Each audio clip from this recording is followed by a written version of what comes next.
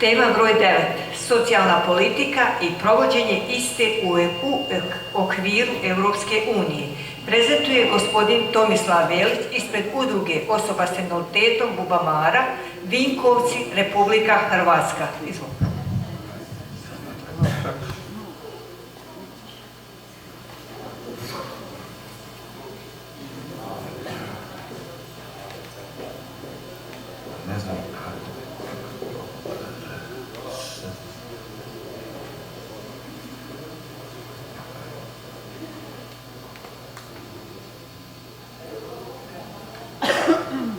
Evo, kao što vidite, moja je tema socijalna politika u Europskoj uniji. Tema koja se čini možda neobična za ove specijalizirane teme koje su do sada bile ili lokalne teme. Međutim, ovo je, po mom mišljenju, vrlo važna tema, jer ako želite, a vjerujem da Bosna i Hercegovina želi ući u Europsku uniju, ući u onaj orkestar u kojem se svira, ili barem tako mislimo, neka fina glazba, ali ipak se sluša dirigent. Koliko je važna socijalna politika Europske unije i kako se njena provedba odražava na živote svih nas, posebno na osobe s invaliditetom, ja ću pokušati predstaviti. Ambiciozno sam napravio prezentaciju u trajanju od jedno 2,5-3 sata, pa sam iza ručka to prekrojio. Europska su društva prema globalnim mjerilima i usporedbi s velikim brojem zemalja u svijetu napredna i bogata. Obilježena su najvećom razinom socijalne zaštite na svijetu i visoko su na ljestvicama blagostanja, ljudskog razvoja i kvalitete života. Kada se postavi pitanje o budućnosti, danas mnogi izražavaju zabrinutost, osobito za buduće generacije. Socijalnu dimenziju Europske unije posljednjih godina karakterizira gašenje požara i krizna reagiranja koja su bila vrlo česta. Takve situacije nisu rezultat neke osmišljene politike i za dugoročnu perspektivu neophodno je i hitno suočiti se s modelima gospodarskih i društvenih transformacija. Socijalna politika u Europskoj uniji, onda ću kratko o samoj Europskoj uniji, iako vjerujem da mnogi od vas znaju, ali evo ako neko ne zna, to je nadnacionalna zajednica nastala kao rezultat procesa suradnje i integracije koji je započeo 1951. godine između 6 država. Cilj ujedinjenja je bio, nakon Drugog svjetskog rata, bio je uspostaviti mir među državama članicama te praktičnu suradnju kroz uspostavu zajedničkih politika. Nakon više od 60 godina i 6 valova proširenja Europska unija danas ima 28 ili 29 članica. Britanije tu sada, jer Brexit hoće ući, neće ući, odnosno izaći. Unija je više od konfederacije država, ali nije ni federacija. Zapravo predstavlja novu strukturu koja ne pripada niti u jednu tradicionalnu pravnu kategoriju. Ona ima za misiju održavati i nadograđivati mir uspostavljen među državama članicama, ujediniti europske države u praktičnoj suradnji, omogućiti siguran život europskim građanima, promicati gospodarsku i društvenu solidarnost, očuvati europski identitet i raznolikost u globaliziranom svijetu, širiti vrijednosti koje su zajedničke Europljanima. Naravno, pored očuvanja mira i njihova temeljna zadaća bilo je uspostavljanje zajedničkog tržišta. Čini mi se da ove ideje u zadnje vrijeme dominiraju one prve teme koje sam spomenuo. Šta je to socijalna politika? Postoje doista puno različitih teorija i tumačenja oko samih granica socijalne politike i njene definicije i područja njenog djelovanja. Pojednostavljeno bi mogli reći da se djelatnost socijalne politike koncentrira oko takozvane sekundarne distribucije dohotka ili posredne ili neposredne. U financijskom rječniku obično se govori o transferima koje država prikuplja putem doprinosa i poreza. Međutim, socijalna politika se ne ostvaruje samo preko transfera, mada su oni najvažniji. Ona se može pojaviti u vidu drugih oblika pomoći, naročito u osobnoj skrbi, a u krajnjoj liniji i reguliranjem odnosa u socijalnoj domeni. Prema tome moglo bi se reći da su glavni instrumenti socijalne politike transferi, usluga i regulativa. U kontinentalnim europskim zemljama socijalna sigurnost, ja bih sad malo komparirao onako na brzinu kako se to negdje radi, socijalna sigurnost u velikoj se mjeri podudara sa socijalnim osiguranjem temeljem zaposlenosti. Programi socijalne sigurnosti mogu se financirati ne samo doprinosima nego i porezima. Tako se u Velikoj Britaniji i u nekim skandinavskim zemljama porezima financira dio mirovina, dječji dodaci i socijalna pomoć, dok se u zemljama bizmarkovske tradicije porezima financiraju univerzalni dječji dodaci i socijalna pomoć. Formule financiranja socijalne sigurnosti nisu definitivno određene, nego se postupno mijenjaju. Može se reći da su u posljednje vrijeme u socijalne sustave bizmarkovske tradicije sve više ulaze elementi fiskalizacije i obrnuto. Velika Britanija i skandinavske zemlje u svoje mirovinske i druge sustave uvode elemente socijalnog osiguranja. Inače, obuhvaćene socijalne usluge su zdravstvena zaštita, koja je zbog svoje kompleksnosti vrlo često zaseban resor, stambena politika, ona je većinom oslonjena na tržište, ali postoji ponegdje praksa da država raznim marginaliziranim skupinama pomaže pri ostvarenju prava na stan koji ovi ne mogu steći na tržištu. Zatim politika zapošljavanja, ova se, na primjer, u anglosaksonskoj tradiciji tretira kao dio ekonomske politike, dok se na kontinentu tretira kao socijalna politika. Obrazovna politika, i to je vrlo često i najčešće zaseban resor, međutim, njen osnovni cilj je izjednačavanje šansi, što je po definiciji cilj socijalne politike. I ono što nas posebno zanima, to je osobna socijalna skrb. Tu je riječ o zadovoljavanju individualiziranih potreba koje se ne mogu zadovoljiti uslugama opće namjene. Zapravo ovo je područje djelovanja socijalnih radnika i svih onih koji rade, kako to mi kažemo, u socijali. U samoj Europi ne postoji jedinstven stav o socijalnoj zaštiti. On je vrlo raznolik i nisu svi izazovi i sfere socijalne politike jednako prisutni u različitim europskim sustavima socijalne zaštite. Postoji velika raznovrsnost socijalnih politika i same socijalne zaštite. Socijalna zaštita se u nekim društvima istovremeno oslanja i na socijalnu državu i na tržište, posebno tržište rada, ali i na obitelj koja je negdje i glavni nositelj socijalne zaštite pojedinaca. Ovo bi sad zapravo i prokomentirao. Naime, postoji socijaldemokratski, liberalni i konzervativni modeli prema nekim definicijama, ima više definicija koje to razvrstavaju. Recimo da naše područje ulazi u neki konzervativni model ili još specifičnije u takozvani južni model gdje se država oslanja na obitelj, ali i na civilno društvo. I to je ono zapravo gdje mi trebamo tražiti našu šansu, jer je to tradicionalno model koji se na našim područjima primjenjuje.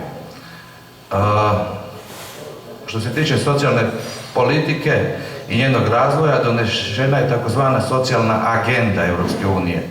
Ona je obnovljena 2008. i sad se ponovo obnavlja, radi se kao treći socijalni stup. A ona objedinjuje cijeli niz politika i mjera Europske unije kako bi podržale aktivnosti u 7 prioritetnih područja.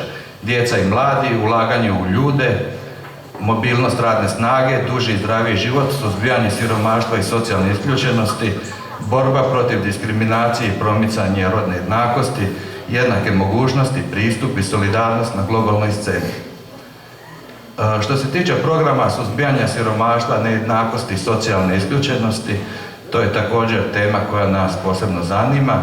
Komisija predlaže uspostavljanje europske platforme protiv siromaštva i socijalne isključenosti kao jedne od svojih važnijih inicijativa za aktivnosti u svrhu ispunjavanja cilja. Cilj platforme je osigurati zajedničku odluku zemalja članica, institucija Europske unije i ključnih dionika u borbi protiv siromaštva i socijalne isključenosti. Osim Europske komisije, uključena je još subjekata u proces rješavanja ovog problema. Za Europsku platformu protiv siromaštva i socijalne isključenosti od naročite su važnosti Europski socijalni fond i Europski fond za regionalni razvoj.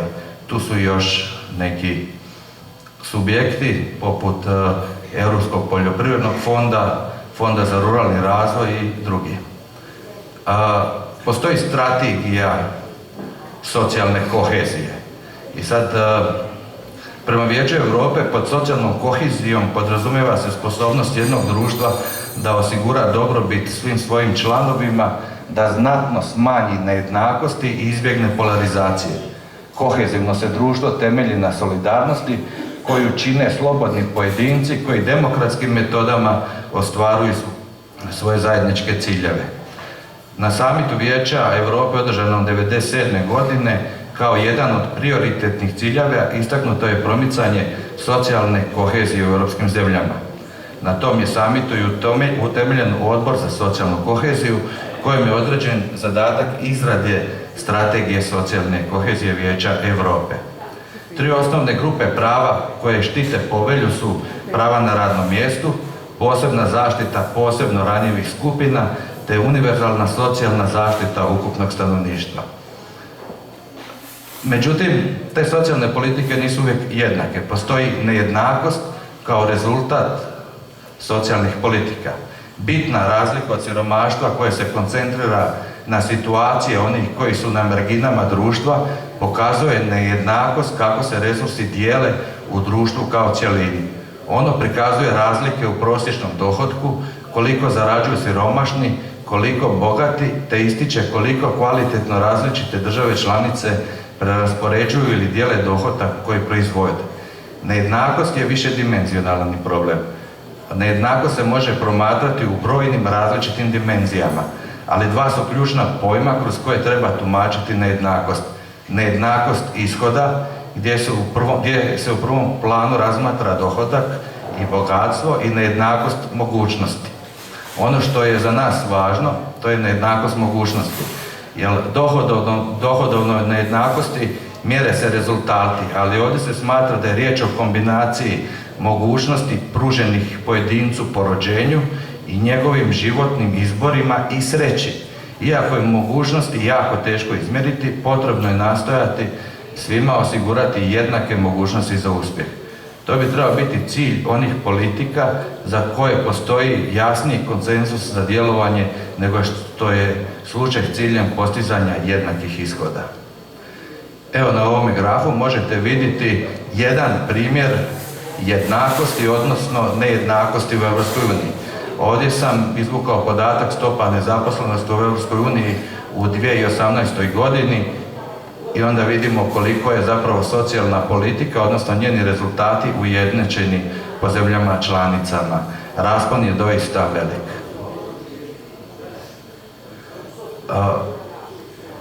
Evo ću malo preskočiti s obzirom da vrijeme curi.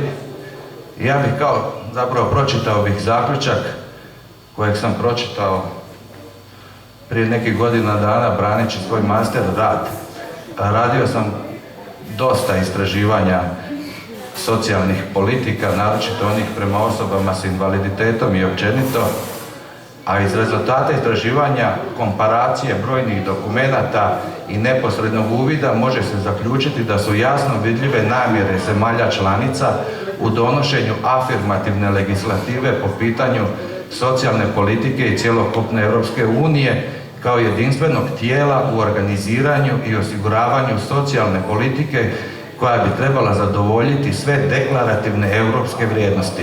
Ipak za osiguravanje kvalitete života svih njenih građana, bez obzira na snagu i političku moć svake države članice, za prevenciju svih mogućih rizika, borbu protiv siromaštva i socijalne isključenosti, za kvalitetno zdravlje i obrazovanje, rad i zarađivanje i za kvalitetan obiteljski život biti će potrebno puno više truda od samog donošenja afirmativnih deklaracija, ugovora, konvencija i sl. Legislativa koja bi afirmativno postojanje pravednih i pragmatičnih modela socijalne politike već je dugi niz godina prisutna, potpisana i u mnogim parlamentima ratificirana.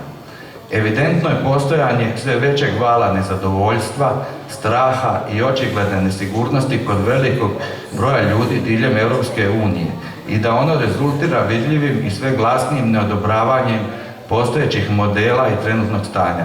Postavlja se pitanje da li Europa pod globalističkim utjecajem igra neku svoju igru, predvođena neoliberalnim i bolesnim modelom kapitalizma i kao takva predstavlja se svojim građanima kao veliki licemjer, ili je ipak još uvijek snažna i stabilna da bi u procesu europeizacije ponudila zavidne socijalne modele i neku novu sliku kvalitetnog života svakog Europljana, otkud on bio i otkud došao.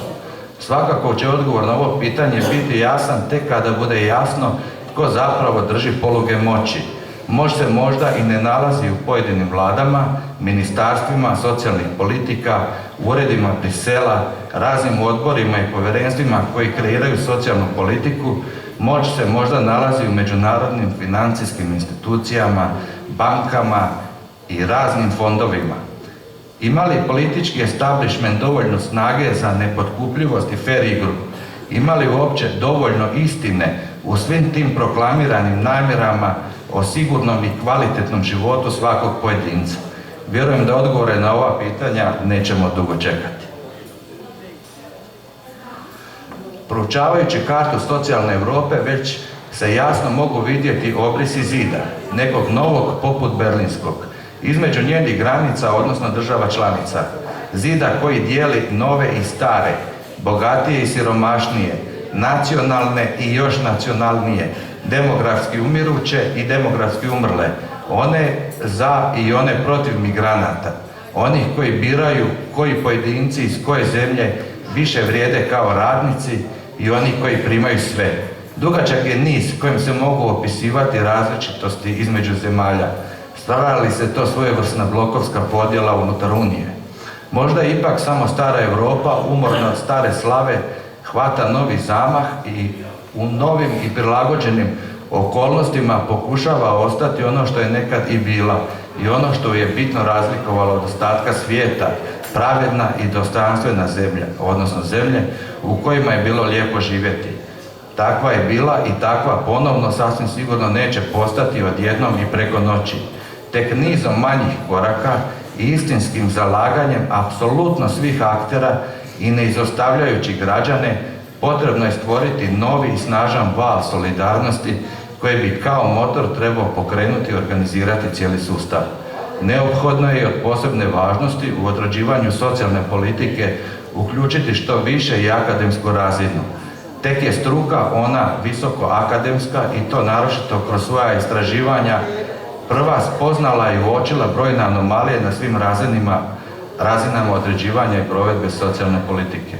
U određivanju misija i vizija, u stvaranju operativnih i strateških planova, u ostvarenju svih zadanih ciljeva i to na lokalnim, regionalnim, nacionalnim i razinama europskih regija ili cijele Europske unije, neophodno je provesti čitav niz dodatnih istraživanja što uključuje stvarne kompetencije i znanstvene kriterije.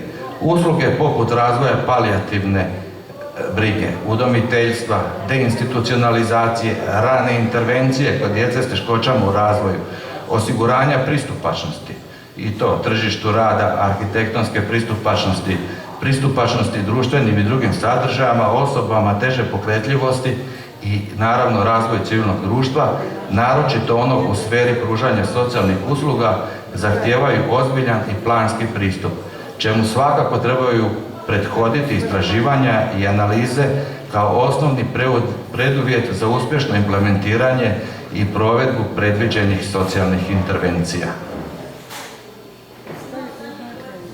Šta sam ja zapravo želio reći? Osvrćući se na prvo predavanje, odnosno prvu temu, uza zid. Vidjeli smo jedan video gdje se civilno društvo bori. Vidjeli smo policiju i vidjeli smo zainteresiranu stranu, vidjeli smo osobe s invaliditetom i nikog više. Izostala je solidarnost. Iza vas nije stao grad, stali su pojedinci. Iza vas nije stao kanton, nije stala federacija. Možda Europska unija, razmišljanje onih odgovornih, prije svega političkih tijela i onih koji donose odluke, ako ne milom, onda silom promijeni stav. Ja sam u početku bio veliki eurofil. Danas ne znam, ako ćemo gledati ukupnost Europske unije, da li sam eurofil ili euroskeptik. Više stvarno ne znam, ali iz perspektive osoba s invaliditetom siguran sam da će Europska unija donijeti neke nove vjetrove, bolje vjetrove, kako bi se uloga osoba s invaliditetom u životu, njihova integracija i inkluzija dovela na zavidnu razinu na koju to i zaslužuju. Zbog toga se nadam da će Bosna i Hercegovina čim prije ući u Europsku uniju, a mislim da će uloga civilnog društva, vas, koji evo već 13. konferenciju organizirate, ne samo vas, već ukupnog civilnog društva u Bosni i Hercegovini, zapravo pokazati stvarnu vrijednost. Ja se ispričavam ako sam se malo zadihao, ali hvata me neka viroza već 2 dana i morao sam napraviti resetiranje svoje prezentacije, ali ponavljam, malo sam ambiciozno to bio, pa sam poslije ručka nekako. Hvala vam lijepa na pažnji što ste svo ovo vrijeme bili ovako uporni i strpljivi.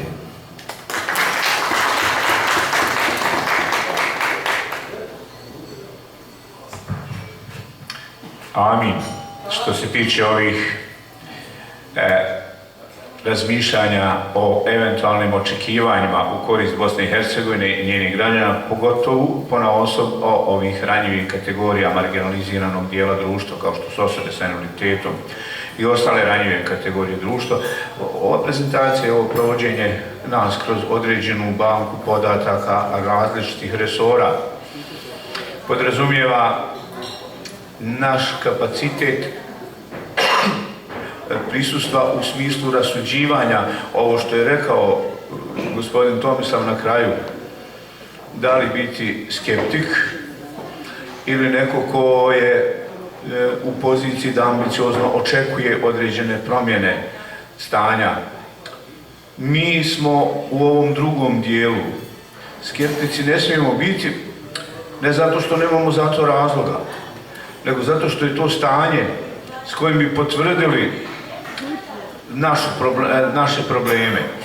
Ovo drugo, smijemo biti u sve prisutne poteškoće, jer jedino je to garancija da se suprotstavimo stanju koje je trenutno rezultat lošeg položaja osoba sa invaliditetom na ovim prostorima od onih u čijoj smo mi nadležnosti, a koji u obilju ignorišu međunarodni i domaći zakonski okvir. Zato ovo približavanje Bosne i Hercegovine i drugih zemalja Balkana Europskoj uniji će najvjerojatnije amortizirati u određenom stepenu ove oblike diskriminacije, stereotipa, stigme, traumatiziranja i nebrige i isključenosti ovih kategorija iz opšte društvenih tokova u čijem su je interesu, koji bi trebalo da su u interesu međunarodnog i domaćeg zakonodavstva koje se referira na naša prava i potrebe. Hvala za strpljenje. Hvala što je svako od vas ponaosob dao doprinos ovom današnjem prvom danu realizacije svih ovih tema konferencije. Ja vas sada pozivam da shodno dosadašnjoj praksi dugogodišnjoj, prema vašoj želji naravno i dobrovoljnom činu, posjetimo zajedno jedan spomenik nevino stradali i pobijenih civilnih žrtava rata i da svako na svoj način i prema svom ubjeđenju se izrazi prema tim kategorijama nevino stradalih. Hvala za danas i mi ćemo sada zaključiti ovaj prvi dan rada konferencije i vidjeti se naravno sutra.